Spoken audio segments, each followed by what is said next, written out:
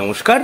আর আজকে দেখাবো আপনার মধ্যমগ্রাম, ঠিক আছে, মধ্যমগ্রাম স্টেশনে একটু দূরে হলেও আপনার যে দোলতলা আছে, দোলতলা বা দোহারিয়া, ওখান থেকে মাত্র 600 থেকে 700 মিটারের মধ্যে এই প্রপার্টিটা পাবেন।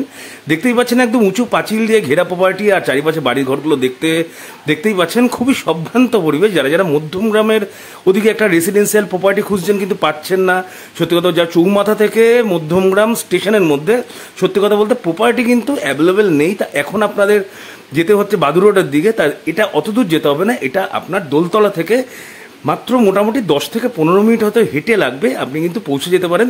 এটা হচ্ছে মিলনপল্লী, 10 ফুটের রাস্তা আছে, গাড়ি কিন্তু ছোটোখাটো গাড়ি ঢুকে যাবে। পাশে দেখতে পাচ্ছেন গাড়ি কিন্তু অলরেডি পার্কিং করা রয়েছে। মেন রোড থেকে একদম সেকেন্ড প্লট রয়েছে, ঠিক আছে, একদম সেকেন্ড প্লট। 2 কাঠা টোটাল জমি রয়েছে, ঠিক আছে, 2 কাঠা জমি রয়েছে। আর বাস্তু করা নেই, এটা শালি জমি আছে, ঠিক আছে। শালি জমি আমি আগেও ভিডিওতে বলেছি, শালি জমি কিন্তু ব্যাংক থেকে লোন হয়ে যায়। হ্যাঁ, অনেক ব্যাংক না, সরি, ফাইন্যান্স কোম্পানি থেকে আপনি লোন পেয়ে যাবেন।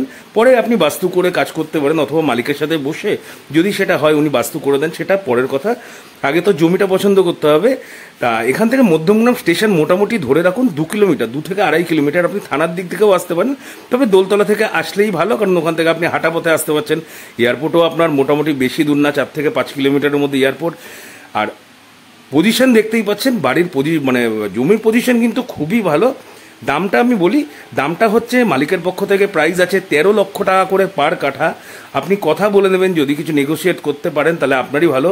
ব্রোকারেজ আছে 2% মাত্র, ঠিক আছে।